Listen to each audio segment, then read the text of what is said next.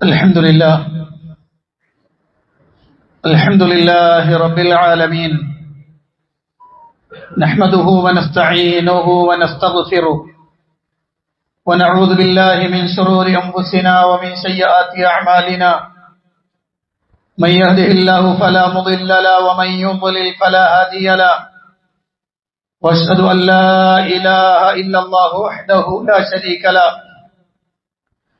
وأشهد أن محمدا عبده ورسوله صلى الله وسلم وبارك عليه وعلى آله وأصحابه ومن اهتدى بهداه إلى يوم الدين أما بعد فإن أصدق الحديث كتاب الله وخير الهدي هدي محمد صلى الله عليه وسلم وشر الأمور محدثاتها وكل محدثة بدعة وكل بدعة ضلالة وكل ضلالة في النار فقد قال الله سبحانه وتعالى في القرآن المجيد أعوذ بالله من الشيطان الرجيم يا أيها الناس اتقوا ربكم الذي خلقكم من نفس واحدة وخلق منها زوجها وبث منهما رجالا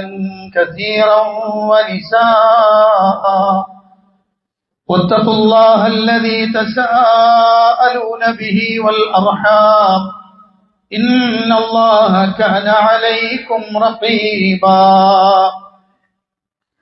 يا أيها الذين آمنوا اتقوا الله وقولوا قولا سديدا يصلح لكم أعمالكم ويغفر لكم ذنوبكم ومن يطع الله ورسوله فقد فاز فوزا عظيما يا أيها الذين آمنوا اتقوا الله حق تقاته ولا تموتن إلا وأنتم مسلمون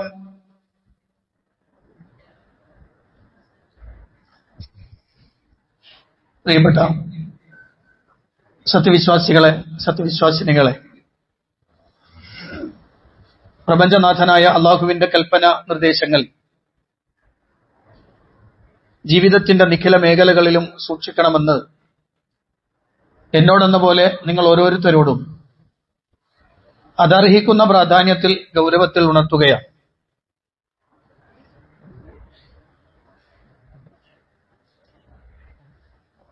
പ്രവാചകൻ സല്ലല്ലാഹു അലൈഹി വസല്ലമയെ സംബന്ധിച്ച് പഠിച്ചു മനസ്സിലാക്കുക എന്നത് നമുക്കേവർക്കും നിർബന്ധമായ കാര്യമാണ്. അതിന്റെ 3 കാരണങ്ങളെക്കുറിച്ചാണ് കഴിഞ്ഞ ഖുതുബയിൽ സൂചിപ്പിച്ചിട്ടുള്ളത്. ഇന്ന് നമ്മൾ സംസാരിക്കുന്നത് നബി സല്ലല്ലാഹു അലൈഹി വസല്ലമയെ, ആ പ്രവാചകന്റെ നസബിനെ സംബന്ധിച്ച്, അഥവാ അവിടുത്തെ പരിശുദ്ധമായ വംശപരമ്പരയും അതുപോലെ അവിടുത്തെയുടെ ജനനത്തെ സംബന്ധിച്ച് നബി സല്ലല്ലാഹു അലൈഹി വസല്ലമയുടെ ചില ശാരീരിക പ്രത്യേകതകളെ സംബന്ധിച്ചു ആണ് ഇന്ന് നമ്മൾ സംസാരിക്കുന്നത്. നബി സല്ലല്ലാഹു അലൈഹി വസല്ലം ആദം സന്തതികളുടെ നേതാവാണ്. മനുഷ്യരെ സംബന്ധിച്ചിടത്തോളം അവരുടെ ഒരു നേതാവ് അത് നബി സല്ലല്ലാഹു അലൈഹി വസല്ലമയാണ്. സഹീഹ് മുസ്ലിം അതിൽ അബൂ ഹുറൈറ റളിയല്ലാഹു അൻഹുവിൽ നിന്ന് നിവേദനം ചെയ്യുന്ന ഹദീസ് നമുക്ക് ഇങ്ങനെ വായിക്കാം. നബി സല്ലല്ലാഹു അലൈഹി വസല്ലം പറഞ്ഞു, അന സയ്യിദു വലദി ആദം യൗമൽ ഖിയാമ. ഖിയാമത്ത് നാളിൽ, അന്ത്യനാളിൽ, ഉയർത്തെഴുന്നേൽപ്പിന്റെ നാളിൽ ആദം സന്തതികളുടെ നേതാവാണ് ഞാൻ. വഅവ്വലു മൻ യൻശഖു അൻഹുൽ ഖബർ. ഖബറിൽ നിന്ന് ആദ്യമായി പുറത്തു വരുന്നയാള് ഞാനാണ്. വഅവ്വലു ശാഫിഇൻ വഅവ്വലു മുശഫ്ഫഇൻ. ഞാനാണ് ആദ്യമായി ശുപാർശ അഥവാ ശഫാഅത്ത് ചെയ്യുന്നയാളും ആദ്യമായി ശുപാർശ സ്വീകരിക്കപ്പെടുന്നയാളും ഞാനാണ്. നബി സല്ലല്ലാഹു അലൈഹി വസല്ലം പഠിപ്പിച്ചു തരികയാണ്. എന്ന് പറഞ്ഞാൽ മനുഷ്യകുലത്തിന് പ്രവാചകനല്ലാതെ ഒരു നേതാവ് ഇല്ല. അതുകൊണ്ട് തന്നെ ആ നേതാവിനെ കുറിച്ച് കൃത്യമായി അറിയലും മനസ്സിലാക്കലും നമ്മുടെ ബാധ്യതയാണ്. ഞാൻ ആദ്യം നബി സല്ലല്ലാഹു അലൈഹി വസല്ലമയുടെ പരമ്പര പറയുന്നതിനു മുമ്പ് അവിടുത്തെയുടെ നാമങ്ങളെ കുറിച്ച് നമ്മൾ അറിയണം. ഓരോ നാമത്തിനും ചില പ്രത്യേകതകൾ ഉണ്ട് കേട്ടോ. വലിയ ആശയങ്ങളെ ദ്യോതിപ്പിക്കുന്നതാണ് പ്രവാചകന്റെ ഓരോ നാമങ്ങളും. പ്രവാചകൻ സല്ലല്ലാഹു അലൈഹി വസല്ലമയെ അവിടുത്തെ നാമം കൊണ്ട് വിളിക്കുന്നത് പോലെ അവിടുത്തെ ഉപനാമം കൊണ്ട് പറയപ്പെടലുണ്ട്. നബി സല്ലല്ലാഹു അലൈഹി വസല്ലമയുടെ ഉപനാമം എന്ന് പറയുന്നത് അബുൽ ഖാസിം എന്നാണ്. നബി സല്ലല്ലാഹു അലൈഹി വസല്ലമയുടെ ആൺമക്കളിൽ ഏറ്റവും മൂത്തയാള് ഖാസിം. അതുകൊണ്ട് തന്നെ അബുൽ ഖാസിം എന്നാണ് നബി സല്ലല്ലാഹു അലൈഹി വസല്ലമയെ ഉപനാമമായി വിളിക്കപ്പെടുക. കുഞ്ഞത്ത് അലം എന്നാണ് പറയുക അറബിയിൽ. നബി സല്ലല്ലാഹു അലൈഹി വസല്ലമയെ അങ്ങനെ വിളിക്കും. പക്ഷേ നബി സല്ലല്ലാഹു അലൈഹി വസല്ലമ അങ്ങനെ വിളിക്കരുത് എന്ന് പറഞ്ഞിട്ടുണ്ടെന്ന് കാണാം. ഒരിക്കൽ മദീന അങ്ങാടിയിൽ നബി സല്ലല്ലാഹു അലൈഹി വസല്ലമ നിൽക്കുമ്പോൾ പിന്നിൽ നിന്ന് ഒരാൾ നബി സല്ലല്ലാഹു അലൈഹി വസല്ലമയെ വിളിച്ചു, യാ അബുൽ ഖാസിം. ആ വിളിക്കേട്ട് നബി സല്ലല്ലാഹു അലൈഹി വസല്ലമ തിരിഞ്ഞു നോക്കി. എന്നിട്ട് പ്രവാചകൻ പറഞ്ഞു, സുമ്മു ബിസ്മി വലാ തകന്നു ബികുനിയതി. നിങ്ങൾ എന്റെ പേര് വിളിച്ചോളൂ, എന്റെ ഉപനാമം നിങ്ങൾ വിളിക്കരുത് എന്ന് പറഞ്ഞാൽ കുഞ്ഞത്തായിട്ട് വിളിക്കരുത്. അബുൽ ഖാസിം എന്ന് വിളിക്കണ്ട, നിങ്ങൾ എന്നെ എന്റെ പേര് വിളിച്ചോളൂ എന്ന് നബി സല്ലല്ലാഹു അലൈഹി വസല്ലമ അദ്ദേഹത്തോട് പറഞ്ഞത് കാണാം. അതുകൊണ്ട് തന്നെ പ്രവാചകന്റെ ജീവിതകാലത്ത് അങ്ങനെ വിളിക്കാൻ പാടില്ല എന്നുണ്ട്. നബി തങ്ങളുടെ വഫാത്തിന് ശേഷം അങ്ങനെ വിളിക്കൽ അനുവദനീയമാണെന്നൊക്കെ പണ്ഡിതന്മാർ ചർച്ച ചെയ്തിട്ടുണ്ട്. ഞാൻ അത് വിശദീകരിക്കല്ല. നബി സല്ലല്ലാഹു അലൈഹി വസല്ലമയെ അറിയപ്പെടുന്ന അവിടുത്തെ ഉപനാമമാണ് അബുൽ ഖാസിം എന്ന് സൂചിപ്പിച്ചതെന്ന് മാത്രം. നമ്മുടെ നാട്ടിലൊക്കെ ആളുകൾ മക്കളുണ്ടെങ്കിൽ ആ മക്കളുടെ പേരിൽ അറിയപ്പെടുമല്ലോ. നമ്മുടെ ഏറ്റവും ഒന്നെങ്കിൽ ആദ്യത്തെ കുട്ടിയോ അല്ലെങ്കിൽ അങ്ങനെ ഏറ്റവും അവസാനത്തെ കുട്ടിയോ അല്ലെങ്കിൽ എന്താണോ അത് വെച്ചിട്ട് നമ്മൾ എന്ത് ചെയ്യും? അബു ഉയർത്ത് പറയും. അബു ഹംന അല്ലെങ്കിൽ അബു അബ്ദില്ല, അബു മൻസൂർ എന്നൊക്കെ പറയുന്നത് ആ കുട്ടിയെ ചേർത്ത് പറയുന്ന വാക്കാണത്. എന്നാൽ പ്രവാചകൻ സല്ലല്ലാഹു അലൈഹി വസല്ലമയുടെ നാമങ്ങളിൽ ഏറ്റവും പ്രധാനപ്പെട്ട നാമങ്ങൾ ഏതൊക്കെയാണ്? രണ്ടെണ്ണമാണ്. രണ്ടെണ്ണമെന്ന് മാത്രമല്ല കേട്ടോ, എനിക്ക് 5 നാമങ്ങൾ ഉണ്ടെന്ന് റസൂല പറഞ്ഞിട്ടുണ്ട്. ഞാൻ വേറെ വിശദീകരിക്കും. ഇതിന് സൗണ്ട് ഇല്ലേ? നബി സല്ലല്ലാഹു അലൈഹി വസല്ലമക്ക് 2 പ്രധാനപ്പെട്ട നാമം. ഒന്ന് പരിശുദ്ധ ഖുർആനിൽ സൂറത്ത് ആലി ഇംറാനിന്റെ 144-ാമത്തെ വചനത്തിൽ അള്ളാഹു പറഞ്ഞ വാചകം, വമാ മുഹമ്മദുൻ ഇല്ലാ റസൂൽ ഖദ് ഖലത് മിൻ ഖബ്ലിഹിർ റുസുൽ. വമാ മുഹമ്മദുൻ ഇല്ലാ റസൂൽ. മുഹമ്മദ് സല്ലല്ലാഹു അലൈഹി വസല്ലം ഒരു ദൂതനാണ്, ദൂതൻ മാത്രമാണ്. ഖദ് ഖലത് മിൻ ഖബ്ലിഹിർ റുസുൽ, അദ്ദേഹത്തിന് മുമ്പ് ദൂതന്മാർ കഴിഞ്ഞു പോയിട്ടുണ്ട്. അപ്പൊ മുഹമ്മദ് എന്നത് നബി സല്ലല്ലാഹു അലൈഹി വസല്ലമയുടെ പ്രധാനപ്പെട്ട നാമമാണ്. മറ്റൊരു നാമമാണ് അഹ്മദ്. പരിശുദ്ധ ഖുർആനിൽ അല്ലാഹു സുബ്ഹാനഹു വ തആല പറഞ്ഞു, വഇദ് ഖാല ഈസ ഇബ്നു മർയമ യാ ബനീ ഇസ്രായീല ഇന്നി റസൂലുള്ളാഹി ഇലൈക്കും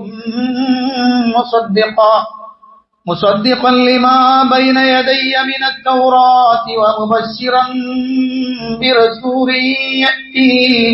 يأتي من بعد اسمه أحمد. ഈസ അലൈഹിസ്സലാത്തു വസ്സലാം പറഞ്ഞതും പരിശുദ്ധ ഖുർആൻ പറയാം.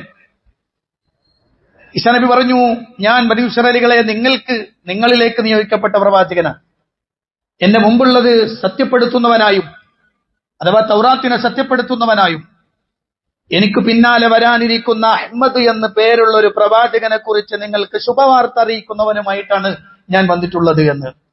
അഹ്മദ് എന്നത് സയ്യിദുന മുഹമ്മദുർ റസൂലുള്ളാഹി സ്വല്ലല്ലാഹു അലൈഹി വസല്ലമയുടെ മറ്റൊരു പേരാണ്. ഇത് രണ്ടും ഖുർആൻ സാക്ഷ്യപ്പെടുത്തിയതാണ്. ഇനി വേറെ ചില പേരുകളുണ്ട്. ഞാൻ 2 ഹദീസുകൾ പെട്ടെന്ന് പറയാം.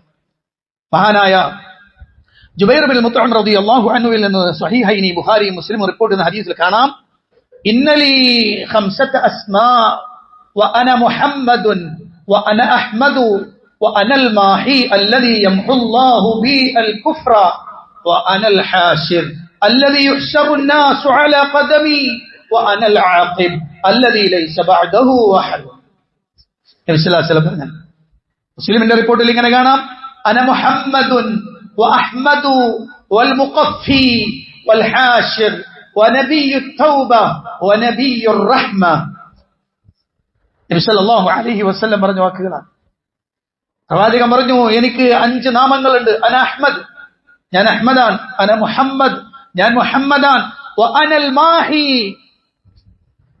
ഞാൻ മാഹി ആണ്. മാഹി എന്ന് പറഞ്ഞാൽ അല്ലദീ യംഹുല്ലാഹു ബിൽ കുഫ്ര, അല്ലാഹു സുബ്ഹാനഹു വ തആല അവിശ്വാസത്തെ മായ്ച്ചു കളഞ്ഞത് എന്നെ കൊണ്ടാണ്.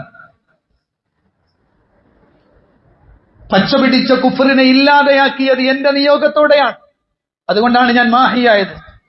അതെടുത്തിട്ടാണ് ചില ആളുകളൊക്കെ റസൂലുള്ളാഹിനെ പാട്ട് പാടുമ്പോൾ വേറൊരു പ്രയോഗം അവിടെ കൊണ്ടുവന്ന് നോക്കുന്നത്, അസ്സലാമു അലൈക യാ മാഹി ദുനൂബി, പാപങ്ങളൊക്കെ മായ്ച്ചു കളയുന്ന നബിയെ, നിങ്ങൾക്ക് അള്ളാഹുവിന്റെ ഗുണവും രക്ഷയും ഉണ്ടാവട്ടെ. അത് അങ്ങനെ പറയാൻ പാടില്ല എന്നാണ്. മാഹിയൽ ദുനൂബ് എന്ന് റസൂൽ പറഞ്ഞതല്ല, മാഹിയൽ കുഫർ, അന്ധവിശ്വാസങ്ങളെയും അനാചാരങ്ങളെയും കുഫറിനെയും എന്റെ നിയോഗത്തോടെ അള്ളാഹു മായ്ച്ചു കളഞ്ഞു. ആ മാഹിയാണ് ഞാൻ എന്നാണ് അതിനർത്ഥമുള്ളൂ. അല്ലാതെ എല്ലാവരുടെയും പാപങ്ങൾ മായ്ച്ചു കളയുന്നയാള് നബി സല്ലല്ലാഹു അലൈഹി വസല്ലമയാണെന്നല്ല. ഇനി രണ്ടാമത്തത് എന്താണ് പ്രവാചകൻ സല്ലല്ലാഹു അലൈഹി വസല്ലം പറഞ്ഞത്? അനൽ ഹാശിർ അല്ലദീ യുഹ്ശറു الناس അലാ ഖദമി, എന്റെ പേര് ഹാശിർ എന്നാണ്. ഹാശിർ എന്ന് പറഞ്ഞാൽ എന്റെ പിന്നിലാണ് ജനങ്ങൾ, എന്റെ കാൽപ്പാടുകളിലേക്കാണ് ജനങ്ങൾ ഒരുമിച്ച് കൂട്ടപ്പെടുക. ജനങ്ങളെല്ലാം എന്റെ പിന്നിലാണ് ഒരുമിച്ച് കൂട്ടപ്പെടുക. മറ്റൊന്ന് ആഖിബാൻ, വഅനൽ ആഖിബ് ലൈസ ബഅദഹു ശൈഅ ലൈസ ബഅദഹു അഹദുൻ. ആഖിബ്, ഞാൻ ആഖിബാണ്. അനൽ ആഖിബ്, റസൂലുള്ളാഹിന്റെ മറ്റൊരു പേരാണ് അൽ ആഖിബ്. ആഖിബ് എന്ന് പറഞ്ഞാൽ എന്താണ്? ആഖിബ് എന്ന് പറഞ്ഞാൽ അവസാനത്തെ പ്രവാചകൻ എന്നാണ് അർത്ഥം. അവിടത്തേക്ക് ശേഷം ഒരു പ്രവാചകനില്ല. പിന്നെ അവിടുത്തെ ഒരു പേരാണ് അൽ മുഖഫി.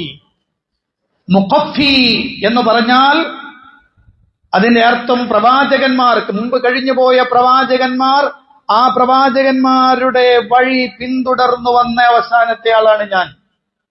എനിക്ക് മുമ്പ് കഴിഞ്ഞുപോയ പ്രവാചകന്മാരുടെ അതേ പാത പിന്തുടർന്നു വന്നയാളാണ് ഞാൻ. അൽ മുഖഫി എന്ന് നബി സല്ലല്ലാഹു അലൈഹി വസല്ലം പറഞ്ഞു. മറ്റൊന്നാണ് നബിയുർ റഹ്മ, കാരുണ്യത്തിന്റെ പ്രവാചകൻ. ഞാൻ വിശദീകരിക്കേണ്ടതില്ല, ഇൻഷാ അല്ലാഹ് പിന്നാലെ വരുന്ന ഖുതുബകളിൽ ഒന്ന് ഞാൻ പ്രവാചകന്റെ കാരുണ്യത്തെക്കുറിച്ച് മാത്രം പറയുന്നുണ്ട്.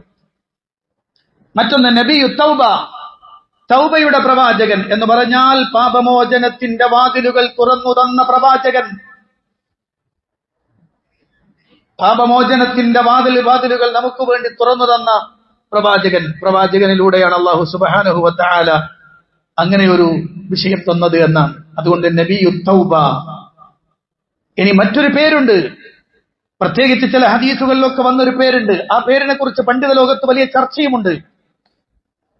അത് നബിയുൽ മൽഹമ എന്നാണ്. നബിയുൽ മൽഹമ, മൽഹമ എന്ന് പറഞ്ഞാൽ യുദ്ധങ്ങളുടെ പ്രവാചകൻ എന്നാണ് അർത്ഥം. അപ്പൊ ഇത് രണ്ടും തമ്മിൽ യോജിക്കണില്ലല്ലേ? നബിയുർ റഹ്മയുണ്ട്, നബിയുൽ മൽഹമയുണ്ട്. അപ്പൊ നബിയുർ റഹ്മയും നബിയുൽ മൽഹമയും എങ്ങനെയാണ് യോജിക്കുക? കാരുണ്യത്തിന്റെ പ്രവാചകൻ, യുദ്ധത്തിന്റെ പ്രവാചകൻ എന്ന് വന്നാൽ എന്താണ്? ആ വിഷയത്തിൽ ചർച്ച ചെയ്തപ്പോൾ പണ്ഡിതന്മാർ, ഇമാം ബുഖാരിയുടെ ശറഹ് വിശദീകരിക്കുന്ന ബദറുദ്ദീനുൽ ഐനി തന്റെ ഗ്രന്ഥമായ ഉംദത്തുൽ ഖാരിയിൽ അദ്ദേഹം അത് രേഖപ്പെടുത്തിയിട്ട് പറഞ്ഞു, ലാ തുആരും ബൈന കൗനി റസൂൽ മൽഹമ വ റസൂൽ അർറഹ്മ ഇദ് ഹുവ സല്ലമ ലി ഔലിയാഇഹി ഹർബുൽ ലിഅദാഇഹി. അത്രയേ ഉള്ളൂ. അത് രണ്ടും തമ്മിൽ വൈരുദ്ധ്യമില്ല. നബി സല്ലല്ലാഹു അലൈഹി വസല്ലമയെ ഇഷ്ടപ്പെട്ട് പ്രവാചകനെ പിന്തുടരുന്ന ആളുകളോടും എല്ലാവരോടും പ്രവാചകന് കാരുണ്യമുണ്ട്. അതേസമയം ശത്രുത വെക്കുന്ന ആളുകളോട്, ശത്രുവായി കടന്നു വന്ന് ഇത് അടിച്ചമർത്താൻ ശ്രമിക്കുന്നവരോട് കരുത്തോടെ നേരിടുന്ന ആൾ കൂടിയാണ്. അതാണ് അതിന്റെ അർത്ഥം. അപ്പൊ പ്രവാചകൻ സല്ലല്ലാഹു അലൈഹി വസല്ലമയുടെ ചില പ്രത്യേക നാമങ്ങളെ കുറിച്ചാണ് ഞാൻ പറയുന്നത്. വേറൊരു ഹദീസിൽ ഇങ്ങനെയുണ്ട്, അനല്ലബിന, ഞാനാണ് ആ കല്ല് എന്ന് പറയുന്നുണ്ട്. നബി തങ്ങളുടെ ഒരു വിശേഷണമാണ് അല്ലബിന എന്ന് പറഞ്ഞാൽ.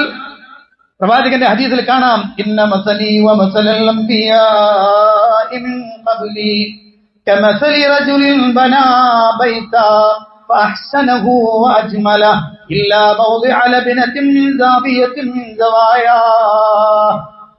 ആ ഹദീസ് ഇങ്ങനെ വിശദീകരിക്കുന്നത് കാണാം. നബി സല്ലല്ലാഹു അലൈഹി വസല്ലം പറയുന്നു, എനിക്കും കഴിഞ്ഞുപോയ പ്രവാചകന്മാർക്കും ആ പ്രവാചകന്മാരുടെയും ഉപമ എങ്ങനെയാണെന്നറിയോ? അതേ, ഒരു മനുഷ്യനെ പോലെയാണ്. അയാൾ ഒരു വീടുണ്ടാക്കുകയാണ്. ആ വീട് വളരെ ഭംഗിയുള്ള, ആര് കണ്ടാലും കൗതുകത്തോടെ ഒന്ന് നോക്കിപ്പോകുന്ന ഒരു ഭവനം.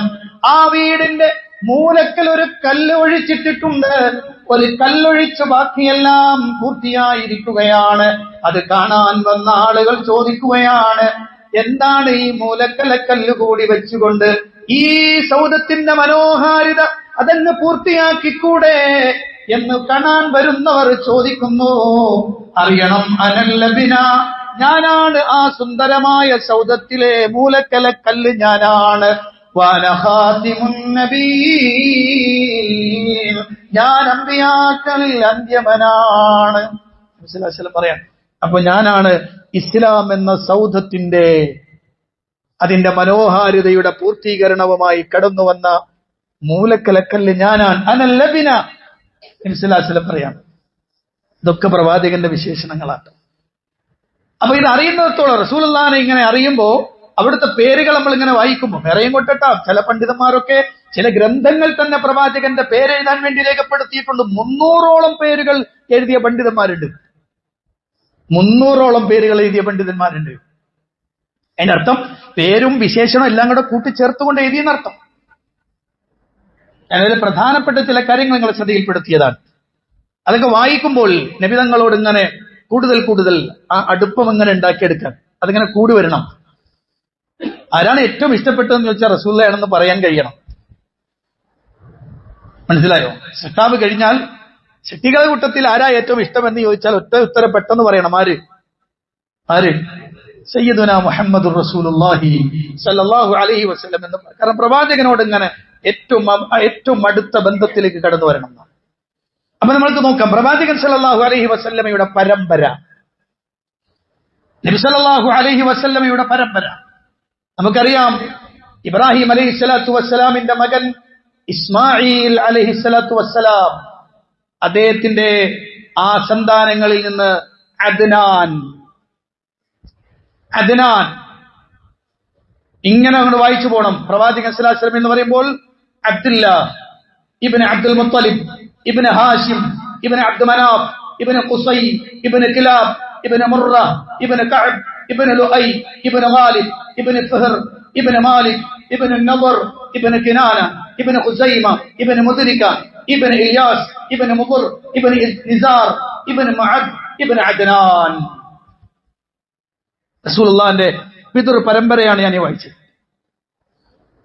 ഇസ്മായിൽ അലൈഹിസ്സലാത്തു വസ്സലാമിന്റെ സന്താനങ്ങളിൽ നിന്ന് അദ്നാനിലൂടെ കടന്ന് അബ്ദുൽ മുത്തലിബിന്റെ മകൻ അബ്ദുള്ളയിലേക്ക് എത്തിച്ചേരുന്ന പ്രവാചകന്റെ പരമ്പര.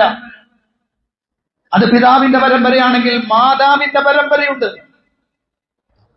ഒരു പ്രത്യേകത എന്താണെന്ന് വെച്ചാൽ നബി സല്ലല്ലാഹു അലൈഹി വസല്ലമയുടെ പിതൃ പരമ്പരയും നബിതങ്ങളുടെ മാതൃ പരമ്പരയും, പിതാവിന്റെ 5ാമത്തെ പരമ്പരയിൽ മാതാവിന്റെ പരമ്പരയും മുട്ടുന്നു, ഒരേ പരമ്പര തന്നെ മേലോട്ട് പോകുന്നു എന്നാണ്. എന്ന് പറഞ്ഞാൽ മാതൃപരമ്പരയിലും പിതൃ പരമ്പരയിലും ഇസ്മായിലിലേക്ക് ചെന്നെത്തുന്ന അലൈഹിസ്സലാത്തു വസ്സലാം പരമ്പരയാണ് മുഹമ്മദുർ റസൂലുള്ളാഹി സ്വല്ലല്ലാഹു അലൈഹി വസല്ലം. അപ്പൊ നിങ്ങളുടെ മനസ്സിലൊരു കാര്യം ഉണ്ടാവല്ലേ? കാരണം ഈ കഴിഞ്ഞുപോയ ആളുകളൊക്കെ മുസ്ലിമാണോ പോലെ എന്താണ് ജാതി, എന്താണ് അവരുടെ അവസ്ഥ ഒന്നും അറിയില്ലല്ലോ.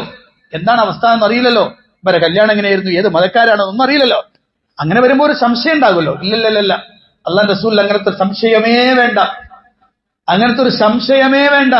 നബി സല്ലല്ലാഹു അലൈഹി വസല്ലം പറഞ്ഞ ഇമാം ത്വബറാനി റിപ്പോർട്ട് ചെയ്യുന്ന ഹദീസിൽ കാണാം, ഖറജ്തു മിൻ നികാഹിൻ വലം അഖ്റുജ് മിൻ സിഫാഹിൻ മിൻ ലദുൻ ആദമ ഇലാ അൻ വലദനി അബി വ ഉമ്മി ലം യുസ്ബനി മിൻ സിഫാഇൽ ജാഹിലിയ്യത്തി ഷൈ.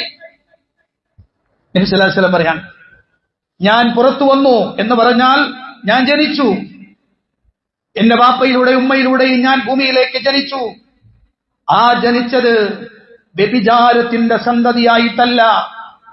ആദം നബി മുതൽ എന്റെ ഉപ്പയും ഉമ്മയും വരെ നമ്മളുടെ പരമ്പരയിൽ ഒരാൾ പോലും വിവാഹേതര ബന്ധത്തിൽ ജനിച്ചവരില്ല. മിൻ സിഫാഹിൽ ജാഹിലിയ്യത്തി ശൈ. അജ്ഞാന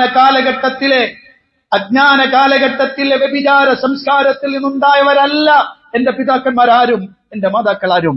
സുബ്ഹാനല്ലാഹ്. ത്വഹിറത്തായ, ഏറ്റവും ത്വഹൂറായ, ഏറ്റവും ത്വാഹിറായ പരിശുദ്ധമായ പരമ്പരയാണ് ആരുടേത്? മുഹമ്മദുർ റസൂലുള്ളാഹി സ്വല്ലല്ലാഹു അലൈഹി വസല്ലമയുടേത്. പരമ്പര മാത്രമല്ല കേട്ടോ, അവിടുന്ന് പ്രവാചകനായി നിയോഗിക്കപ്പെട്ട കാലഘട്ടത്തെക്കുറിച്ച് റസൂൽ പറഞ്ഞത്, എന്റെ കാലഘട്ടം എന്നത് ലോകത്ത് ആദം അലൈഹി സ്വലാത്തു വസ്സലാമിന്റെ കാലഘട്ടം മുതൽ ഇങ്ങോട്ട് പരിശോധിച്ചാൽ ഏറ്റവും നല്ല കാലഘട്ടമാണ് എന്റേത് എന്ന് റസൂൽ പറഞ്ഞു. ബുഇസ്തു മിൻ ഖൈരി ഖുറൂനി ബനി ആദം ഖർനൻ ഫഖർനൻ ഹത്താ ബുഇസ്തു മിനൽ ഖർനിൽ ലദീ കുന്തു ഫീ. ആദം അലൈഹി സ്വലാത്തു വസ്സലാം മുതൽ നൂറ്റാണ്ടുകളായി കടന്നുപോരുന്ന പ്രവാചക ശൃംഖലകളിൽ അവസാനത്തെ ആളായി ഞാൻ വരുമ്പോൾ ഞാൻ ഏറ്റവും ഉത്തമ നൂറ്റാണ്ടിലാണ്. എന്റെ നൂറ്റാണ്ടാണ് ഏറ്റവും നല്ല നൂറ്റാണ്ട് എന്ന് നബി സല്ലല്ലാഹു അലൈഹി വസല്ലം പറഞ്ഞു. ഇനി മാത്രല്ല, അള്ളാഹു എന്നെ ഹാഷിം വംശത്തിൽ നിന്ന് തിരഞ്ഞെടുത്തിരിക്കുന്നു എന്നാണ് നബി സല്ലല്ലാഹു അലൈഹി വസല്ലം പറഞ്ഞ ഹദീസിൽ കാണാം, ഇന്നല്ലാഹ അസ്തഫാ മിൻ വലദി ഇബ്രാഹിം ഇസ്മാഈൽ. അല്ലാഹു സുബ്ഹാനഹു വ തആല ഇബ്രാഹിം നബിയുടെ സന്തതികളിൽ നിന്ന് ഇസ്മാഈലിനെ തിരഞ്ഞെടുത്തു. വസ്തഫാ മിൻ ബനി ഇസ്മാഈല ബനി കിനാന. ഇസ്മാഈൽ സന്തതികളിൽ നിന്ന് കിനാനത്തിന്റെ സന്തതികളെ അല്ലാഹു തിരഞ്ഞെടുത്തു. വസ്തഫാ മിൻ ബനി കിനാനത ഖുറൈശൻ. ബനു കിനാനയിൽ നിന്ന് ഖുറൈശിനെ അല്ലാഹു തിരഞ്ഞെടുത്തു. വസ്തഫാ മിൻ ഖുറൈശിൻ ബനി ഹാഷിം. ഖുറൈശിൽ നിന്ന് ബനു ഹാഷിമിനെ തിരഞ്ഞെടുത്തു. വസ്തഫാനി മിൻ ബനി ഹാഷിം. എന്നെ ഹാഷിമിൽ നിന്ന് തിരഞ്ഞെടുത്തിരിക്കുന്നു എന്ന് നബി സല്ലല്ലാഹു അലൈഹി വസല്ലം പറഞ്ഞു. എന്ന് പറഞ്ഞാൽ ഏറ്റവും സുന്ദരമായ, ഏറ്റവും ഉന്നതമായ ഒരു വംശം, അതാണ് എന്റേത് എന്ന് പ്രവാചകൻ സല്ലല്ലാഹു അലൈഹി വസല്ലം പറഞ്ഞു. ഒരു പോയിന്റ് അവിടെ പറയാനൊപ്പം പറ്റില്ല കേട്ടോ, ഒരു പോയിന്റ് അവിടെ പറയണം. അങ്ങനത്തെ ഏറ്റവും ഉന്നതമായ വംശമാണ് പ്രവാചകന്റെ കുടുംബമെന്ന് ഖുറൈശും അതുപോലെ വംശം ഹാഷിമുമാണെന്ന് പറയുമ്പോൾ പ്രവാചകന്റെ കുടുംബത്തിൽ പിന്നീട് ജനിച്ചു വരുന്നവരെല്ലാം ഈ ഉന്നതമായ വംശപരമ്പരയുടെ ആളുകളല്ലേ ആണ്. അങ്ങനെ വരുമ്പോൾ സ്വാഭാവികമായും അവർക്ക് മറ്റുള്ളവരെക്കാളും ശ്രേഷ്ഠത കൂടുതലില്ലേ? അങ്ങനെ വരുമ്പോൾ അവരല്ലേ ഏറ്റവും ഉന്നതർ എന്ന ചിന്ത നമുക്കെല്ലാവർക്കും വരാം. ഒരു കോണിലൂടെ നോക്കുമ്പോൾ ശരിയാണ്. പക്ഷെ ഇസ്ലാം എന്ന മതത്തിന്റെ ഒരു പ്രത്യേകതയുണ്ട്. അത് തറവാടിത്തത്തിന്റെ മതമല്ല. ഇസ്ലാമിന്റെ ഒരു പ്രത്യേകതയുണ്ട്. അത് പാരമ്പര്യത്തിന്റെ മതമല്ല. പ്രവാചകൻ സല്ലല്ലാഹു അലൈഹി വസല്ലം എന്തു പറഞ്ഞോ അതാണ് മതം. ആ മതം സ്വീകരിക്കുകയാണെങ്കിൽ അവർക്കാണ് ശ്രേഷ്ഠത. അത് സ്വീകരിക്കാത്ത ഒരാൾക്കും ആ ശ്രേഷ്ഠതയുണ്ടാവില്ല. അൽ ജന്നത്തു മൻ അതഅനി. സ്വർഗം എന്നെ അനുസരിച്ചവർക്കാണ്. അന്നാറു മൻ അസാനി. നരകം എന്നോട് എതിര് പ്രവർത്തിച്ചവർക്കാണ്. അപ്പൊ സ്വർഗം എന്നെ അനുസരിച്ചവർക്കാന്ന് പറയുമ്പോൾ ആ അനുസരിച്ചവരിൽ ആരാണെങ്കിലും വലൗകാന അബ്ദൻ ഹബശിയൻ, ഒരു നീഗ്രോ അടിമയാണെങ്കിലും. ഇനി വിരുദ്ധമായി നിൽക്കുന്നവന് നരകമാണ്. വലൗകാന വലദൻ ഖുറശിയൻ, വലൗകാന വലദൻ ഖുറശിയൻ. അയാൾ ഒരു ഖുറൈശി തറവാട്ടുകാരനാണെങ്കിലും ശരി, എതിർത്ത് നിന്നാൽ അയാൾക്ക് നരകം. അതുകൊണ്ടല്ലേ അബൂലഹബ് പുറത്തുപോയത്? അതുകൊണ്ടല്ലേ പ്രവാചകന്റെ പാത സ്വീകരിക്കാത്തതിന്റെ പേരിൽ അവിടുത്തെ മൂത്താപ്പ അബൂ താലിബ് പുറത്തുപോയത്? തറവാടോ വംശമോ പ്രശ്നമായതുകൊണ്ടല്ല. അപ്പൊ ശ്രദ്ധിക്കണം, ഏറ്റവും പ്രധാനപ്പെട്ട വിഷയം അതാണ്. അപ്പൊ നബി സല്ലല്ലാഹു അലൈഹി വസല്ലമയുടെ പ്രത്യേകത, വാന ഖൈറുക്കും ബൈതൻ വഖൈറുക്കും നഫ്സ. ഞാനാണ് നിങ്ങളുടെ കൂട്ടത്തിൽ ഭവനപരമായി അഥവാ കുടുംബപരമായി ഉന്നതനായ ആള്, അതോടൊപ്പം തന്നെ ശാരീരികമായി ഉന്നതമായ ആളും ഞാൻ തന്നെയാണ് എന്ന് നബി സല്ലല്ലാഹു അലൈഹി വസല്ലം പറഞ്ഞത് കാണാം. ഇത് പ്രവാചകന്റെ പരമ്പരയെ കുറിച്ചാണ് നമ്മൾ സംസാരിച്ചത്. ഓരോന്നും വല്ലാതെ വിശദീകരിക്കണം, അതൊന്നും സമയമില്ല. കുറച്ച് പെട്ടെന്ന് ഞാൻ പറഞ്ഞു പോവാൻ ആവശ്യമുള്ളത് മാത്രം. എന്നാണ് നബി തങ്ങൾ ജനിച്ചത്? അവിടുത്തെ ജനനവും പ്രത്യേകതയുള്ളതാണ്. കാരണം ജനിക്കുന്നത് സാധാരണക്കാരനല്ലല്ലോ. ജനിക്കുന്നതാരാണ്? പ്രവാചകനാണ്. പ്രവാചകൻ സല്ലല്ലാഹു അലൈഹി വസല്ലമയല്ലേ ജനിക്കുന്നത്. ആ ജനനത്തിന് പ്രത്യേകതയുണ്ട്. ആ ജനനത്തിന് പ്രത്യേകതയില്ല എന്നൊരാൾക്കും പറയാൻ കഴിയില്ല.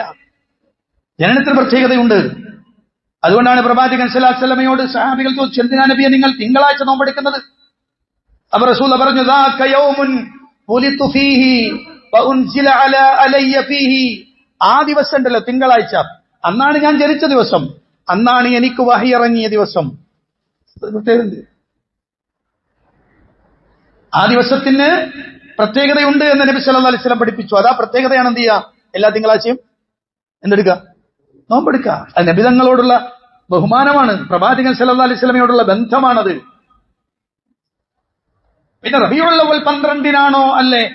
ഭൂരിപക്ഷം ആളുകൾ റബീഉൽ അവ്വൽ 12-നാണ് നബി സല്ലല്ലാഹു അലൈഹി വസല്ലം ജനിച്ചു എന്നാണ്. എന്നാൽ 8-നാണെന്നും, റബീഉൽ അവ്വൽ 8-നാണ് അല്ലെങ്കിൽ 9-നാണ്, പിന്നെ പല റിപ്പോർട്ടുകൾ ഉദ്ധരിച്ചിട്ടുണ്ട്.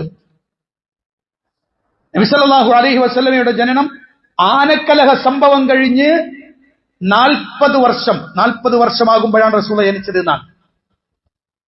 നബി സല്ലല്ലാഹു അലൈഹി വസല്ലമ ജനിച്ചത് അങ്ങനെ. ഇബ്നു കസീർ തന്റെ അൽ ബിദായത്ത് വന്നിഹായത്ത് പറഞ്ഞു, വഹുവല്ലദി ലാ യശക്കു ഫീഹി അഹദു മിൻ ഉലമാഇനാ അന്നഹു സല്ലല്ലാഹു അലൈഹി വസല്ലം ഉലിദ ആമൽ ഫീൽ വബുഇത അലാ റഅസി 40 സന മിനൽ ഫീൽ.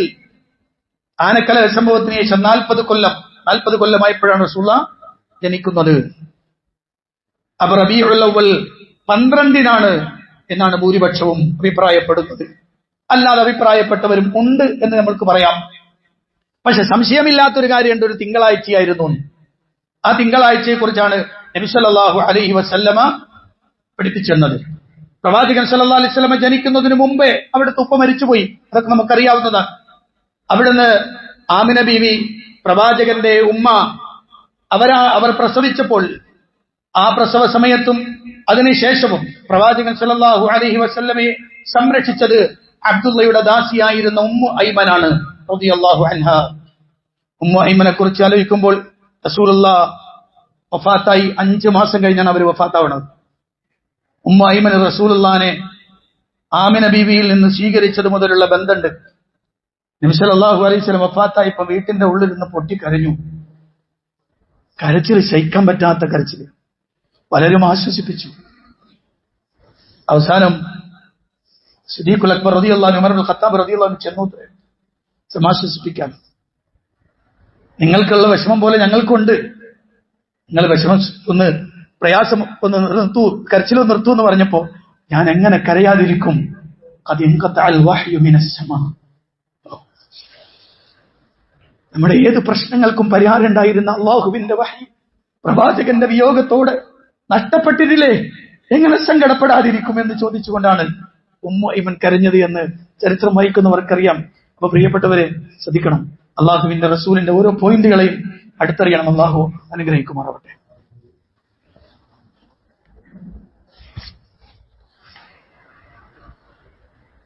അൽഹംദുലില്ലാഹി റബ്ബിൽ ആലമീൻ, അസ്സലാത്തു വസ്സലാമു അലാ നബിയിനാ മുഹമ്മദിൻ വഅലാ ആലിഹി വസ്വഹ്ബിഹി വമൻ തബിഅഹും ബിഇഹ്സാനിൻ ഇലാ യൗമിദ്ദീൻ. അമ്മാ ബഅദ്, ഇത്തഖുല്ലാഹ ഇബാദല്ലാഹ്. പ്രിയപ്പെട്ട സത്യവിശ്വാസികളെ, വിശ്വാസിനികളെ, അള്ളാഹുവിന്റെ കൽപ്പനകൾക്കനുസരിച്ച് ജീവിക്കണമെന്ന് ഒരിക്കൽ കൂടി എന്നോടും നിങ്ങളോടും ഉണർത്തുകയാണ്. പ്രവാചകൻ സല്ലല്ലാഹു അലൈഹി വസല്ലമയുടെ ബിഅ്സത്തുമായി ബന്ധപ്പെട്ട്, അഥവാ പ്രവാചകൻ സല്ലല്ലാഹു അലൈഹി വസല്ലമയുടെ ഭൂമിയിലേക്കുള്ള വരവ് അതൊരു വലിയ ദൗത്യവുമായിട്ടാണ് എന്ന് പിൽക്കാലത്ത് നമുക്ക് ബോധ്യമായി. അല്ലാഹു സുബ്ഹാനഹു വ തആല പ്രവാചകനെ നിയോഗിച്ചതിന്റെ ലക്ഷ്യം എന്താണെന്നുമൊക്കെ പരിശുദ്ധ ഖുർആൻ നമ്മളോട് വിശദീകരിച്ചു തന്നിട്ടുണ്ട്. ഇനി ഞാൻ സൂചിപ്പിക്കാൻ ഉദ്ദേശിക്കുന്നത് റസൂലുള്ളാഹിന്റെ അവിടുത്തെ ശാരീരിക സവിശേഷതകളെ സംബന്ധിച്ചാണ്. അതെന്തായാലും ഇന്ന് തീർക്കാൻ കഴിയാത്തത് കൊണ്ട് ഞാൻ അവിടെ വെക്കണം. അടുത്ത ഖുത്ബയിൽ ഇൻഷാ അല്ലാഹ് റസൂലുള്ളാഹിന്റെ ശാരീരികമായ പ്രത്യേകതകളെ കുറിച്ച് സൂചിപ്പിക്കാം. അതിന്റെ കൂട്ടത്തിൽ ഞാൻ പറയാൻ ഉദ്ദേശിക്കുന്നത്, റബീഉൽ അവ്വൽ 12 ഒരു തിങ്കളാഴ്ച ദിവസമാണ് നബി സല്ലല്ലാഹു അലൈഹി വസല്ലം ജനിച്ചു എന്നത് ജുംഹൂറുൽ ഉലമാഇനെ വെച്ചുകൊണ്ട് അംഗീകരിക്കുമ്പോൾ ഒരു കാര്യം വ്യക്തമാക്കേണ്ടതുണ്ട്. അങ്ങനെയെങ്കിൽ റബീഉൽ അവ്വൽ 12 പ്രാധാന്യമുള്ള ദിവസമല്ലേ എന്ന ചോദ്യം ആളുകളുടെ മുന്നിലുണ്ടാകും. ശരി, റബീഉൽ അവ്വൽ 12 പ്രാധാന്യമുള്ളതാണ്. ഇൻഷാ അല്ലാഹ് അതിനോടനുബന്ധമാകുന്ന സമയത്ത് അതിന്റെ എല്ലാ ഭാഗങ്ങളെയും നമുക്ക് വിശദീകരിക്കാം. ഞാൻ ഇപ്പോൾ അതിലേക്ക് ചേർത്ത് പറയാൻ ഉദ്ദേശിക്കുന്ന ഒരു കാര്യം, ഒരു തിങ്കളാഴ്ചത്തേക്ക് പ്രാധാന്യമുണ്ട്. ആ തിങ്കളാഴ്ച നോമ്പെടുത്തു നബി സല്ലല്ലാഹു അലൈഹി വസല്ലം. അങ്ങനെ വരുമ്പോൾ എല്ലാ വർഷവും ഒരു റബീഉൽ അവ്വൽ 12 വരുമല്ലോ, അല്ലേ? നബിതങ്ങളുടെ ജനനാനന്തരം മരണത്തിന് മുമ്പായി റബീഉൽ അവ്വലുകൾ വരുമല്ലോ. തിങ്കളാഴ്ചകളെല്ലാം നബി സല്ലല്ലാഹു അലൈഹി വസല്ലം എന്ത് ചെയ്തു? ബിഅ്സത്തിന് ശേഷം സൂക്ഷിച്ചു, അവിടുന്ന് നോമ്പെടുത്തു, അല്ലേ? എങ്കിൽ റബീഉൽ അവ്വൽ 12 നബിതങ്ങൾ എങ്ങനെ പെരുമാറി? അതൊരു ചോദ്യമല്ലേ? അതൊരു പ്രധാനപ്പെട്ട ചോദ്യമല്ലേ? കാരണം ഇവിടെ തിങ്കളിനല്ല പ്രാധാന്യം, റബീഉൽ അവ്വൽ 12 പ്രാധാന്യം. നമ്മുടെ നാട്ടിൽ ആളുകൾക്കൊന്നും തിങ്കളിനോട് പ്രാധാന്യമില്ല. റബീഉൽ അവ്വൽ 12 റസൂൽ ജനിച്ച ദിവസം. ഓക്കെ, അങ്ങനെയെങ്കിൽ ആ ദിവസം കണ്ടിന്യൂ ആയി റസൂലിന്റെ ജീവിതത്തിൽ വന്നിട്ടുണ്ടല്ലോ. എങ്കിൽ നബിതങ്ങൾ തിങ്കളാഴ്ച നോമ്പെടുത്തതുപോലെ റബീഉൽ അവ്വൽ 12 എന്തെങ്കിലും ഒരു കാര്യം പറയണമായിരുന്നല്ലോ, ഉറപ്പല്ലേ? എങ്കിൽ അതൊന്നും ഉണ്ടായിട്ടില്ല. അതുകൊണ്ടാണ് പ്രവാചകനെ ഇഷ്ടപ്പെടുന്ന ആളുകൾ, നബിതങ്ങൾ പ്രത്യേകമായ കാര്യങ്ങൾ മനസ്സിലാക്കുന്ന ആളുകൾ നബിതങ്ങളിൽ ഒതുങ്ങി നിൽക്കണം എന്ന് ശക്തമായി നമ്മൾ പറയുന്നത്. അല്ലാതെ നബിതങ്ങളോട് ഇഷ്ടമില്ലാഞ്ഞിട്ടോ നബിതങ്ങളെ കുറിച്ച് പറയാൻ അറിയാത്തിട്ടോ അല്ല. അനാവശ്യമായ കുറെ സംഗതികൾ അതിലേക്ക് ചേർന്ന് വരുന്നു. പല തരത്തിലുള്ള പുത്തനാശയങ്ങളും അനാചാരങ്ങളും അതിലേക്ക് കടന്നു വരുന്നു എന്നതുകൊണ്ടാണ് നമ്മൾ അതിനെ വിമർശിക്കുന്നല്ലാതെ റബീഉൽ അവ്വൽ 12 നബിതങ്ങൾ ജനിച്ചിട്ടില്ലെന്നോ തിങ്കളാഴ്ചത്തേക്ക് പ്രാധാന്യമില്ലാന്നോ പ്രവാചകൻ സ്വല്ലല്ലാഹു അലൈഹി വസല്ലമയുടെ ജന്മത്തിനൊരു പ്രാധാന്യമില്ലാന്നോ ഒന്നുമല്ല. മറിച്ച് അവിടെ ഒക്കെ എന്തുണ്ട്? അതിൻ്റെതായ പ്രത്യേകതകൾ. നബിതങ്ങൾ എന്ത് പറഞ്ഞോ അതാണ് നമ്മൾ സ്വീകരിക്കേണ്ടത് എന്നർത്ഥം. ഇൻഷാ അല്ലാഹ് അല്ലാഹു അനുഗ്രഹിക്കുമാറാവട്ടെ. ഞാൻ പറഞ്ഞു വരുന്ന പ്രിയപ്പെട്ടവരെ, അതുകൊണ്ട് റസൂലുള്ളാഹിനെ ശരിക്കും അറിയണം, മനസ്സിലാക്കണം. ഞാനേ ഒരു പ്രധാനപ്പെട്ട കാര്യം കൂടി പറയാം. ഇപ്പോൾ കുട്ടികളൊക്കെ +1 +2 ചേരുന്ന SLC കഴിഞ്ഞുള്ള സമയമാണല്ലോ. ഈ സമയത്ത് രക്ഷിതാക്കളൊക്കെ ശ്രദ്ധിക്കേണ്ട ഒരു സംഗതിയാണ്. എന്റെ കുട്ടി ഒരു ഇസ്ലാമിക കൾച്ചറിൽ വളരണം, എന്റെ കുട്ടിക്ക് അള്ളാഹുവിന്റെ ദീനിന്റെ ബോധം കൂടി ഉണ്ടാവണം. പ്രത്യേകിച്ച് കൗമാരത്തിലേക്ക് കടക്കുമ്പോൾ ഏത് തരത്തിലും എങ്ങോട്ടും തെറ്റിപ്പോകാനും പിടിച്ചുകൊണ്ടുപോകാനും ഒക്കെ സാധ്യതയുള്ള സമയം. ഈ സമയത്ത് നമ്മുടെ മക്കളെ എവിടെ ചേർക്കുന്നു എന്നത് ഒരു പ്രധാനപ്പെട്ട കാര്യമാണ്. അവിടെയാണ് നിങ്ങളുടെ വെളിപ്പാടകലെ 10-25 കൊല്ലം, ഒരു 30 കൊല്ലത്തോളമായി പ്രവർത്തിച്ചുകൊണ്ടിരിക്കുന്ന വേങ്ങരയിലെ മനാറുൽ ഹുദ അറബി കോളേജ്. ബഹുമാന്യനായ കുഞ്ഞീദ് മദനി റഹിമഹുള്ളയാണ് അതിന് തുടക്കം കുറിച്ചയാൾ. ഇന്ന് അൽഹംദുലില്ലാഹ് ധാരാളം സ്ഥാപനങ്ങൾ അതിലുണ്ടെങ്കിലും അതിൽ +1 +2 BA അറബിക്ക് തുടങ്ങുന്ന പിന്നെ കുട്ടികൾക്ക് SLC കഴിഞ്ഞതിന് ശേഷമുള്ള ബാച്ച് നടന്നു വരുന്നു. ഹ്യൂമാനിറ്റീസും കൊമേഴ്സും +1 കുട്ടികൾക്കുണ്ട്. അതോടൊപ്പം തന്നെ നിങ്ങൾ ശ്രദ്ധിക്കണം, നിങ്ങളുടെ മക്കൾക്ക് എന്ത് കിട്ടുമെന്നാലോചിക്കുമ്പോഴാണ് ഇസ്ലാമിന്റെ അടിസ്ഥാന ആശയമായ തൗഹീദിന്റെ ഭാഗങ്ങൾ പഠിപ്പിക്കുന്ന ഉസൂൽ സലാത്ത, 3 അടിസ്ഥാന കാര്യങ്ങൾ, അതുപോലെ തന്നെ ഖവാഇദുൽ അർബ, ഇസ്ലാമിന്റെ 4 പ്രധാനപ്പെട്ട തൂണുകൾ, അതുപോലെ തന്നെ നവാഖിദുൽ ഇസ്ലാം, ഇസ്ലാമിൽ നിന്ന് പുറത്തു പോകുന്ന കാര്യങ്ങൾ എന്തൊക്കെയാണ്. മറ്റൊന്നാണ് പ്രവാചകന്റെ നിസ്കാരം എന്ന് പറഞ്ഞാൽ സിഫത്തു സലാത്തുൻ നബി, നബി തങ്ങൾ എങ്ങനെയാണ് നിസ്കരിച്ചത്, അത് പഠിപ്പിക്കുന്ന കിതാബ്. 5-മത്തത് 40 ഹദീസുൻ നബി, പ്രസിദ്ധമായ ഇമാം നബവിയുടെ 40 ഹദീസുകൾ, 20 ഹദീസുകൾ +1-നും 20 ഹദീസുകൾ +2-നും പഠിപ്പിക്കുന്ന, ഇങ്ങനെ അവരുടെ പാഠഭാഗങ്ങൾക്ക് പുറമെ ഒരു ഇസ്ലാമിക വേയിലൂടെ കൃത്യമായി നമ്മുടെ മക്കൾക്ക് ആവശ്യമായ കാര്യങ്ങൾ കൊടുക്കുന്ന ഒരു സ്ഥാപനം. അതോടൊപ്പം തന്നെ അവർക്ക് കമ്പ്യൂട്ടർ പഠനവും അതുപോലെ തന്നെ മറ്റ് കോച്ചിങ് വിഷയങ്ങളും ഒക്കെ ഉണ്ട്. ഞാൻ നിങ്ങളോട് പറയുന്നത് പ്രിയപ്പെട്ടവരെ, നമ്മുടെ മക്കളെ എവിടെ ചേർക്കണമെന്ന് ആലോചിക്കുമ്പോൾ ഏറ്റവും ഭംഗിയായി അള്ളാഹുവിന്റെ ദീനുമായി ബന്ധപ്പെട്ടു പോകാൻ കഴിയുന്ന സ്ഥാപനത്തിൽ ഏൽപ്പിക്കണമെന്നാണ്. ഇവിടെ തൊട്ടടുത്താണ് മനാറുൽ ഹുദ. നിങ്ങൾക്ക് ഏവർക്കും അവിടെ വിളിക്കാം, പറയാം, അഡ്മിഷൻ എടുക്കാം, നമ്മുടെ കുട്ടികളെ അവിടെ ചേർക്കാം. അള്ളാഹു അനുഗ്രഹിക്കുമാറാവട്ടെ. നമ്മുടെ പ്രവർത്തനങ്ങൾ സ്വീകരിക്കുകയും അർഹമായ പ്രതിഫലം അനുഗ്രഹിക്കുകയും ചെയ്യുമാറാവട്ടെ. വന്നുപോയി തെറ്റുകുറ്റങ്ങൾ അള്ളാഹു വിട്ടുപുറത്തുമാക്കി തരുമാറാവട്ടെ. മരണപ്പെട്ടവർക്ക് അള്ളാഹു മഗ്ഫിറത്തും റഹ്മത്തും പ്രദാനം ചെയ്ത് അനുഗ്രഹിക്കുമാറാവട്ടെ. രോഗം കൊണ്ട് വലിയ ആളുകൾക്ക് അള്ളാഹു രോഗശമനം നൽകി അനുഗ്രഹിക്കുമാറാവട്ടെ. اللهم اغفر للمؤمنين والمؤمنات والمسلمين والمسلمات الأحياء منهم والأموات إنك مجيب الدعوات وقاضي الحاجات.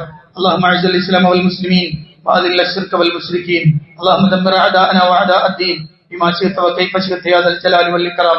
ربنا آتنا في الدنيا حسنة وفي الآخرة حسنة وقنا عذاب النار. آمين برحمتك يا أرحم الراحمين. والحمد لله رب العالمين.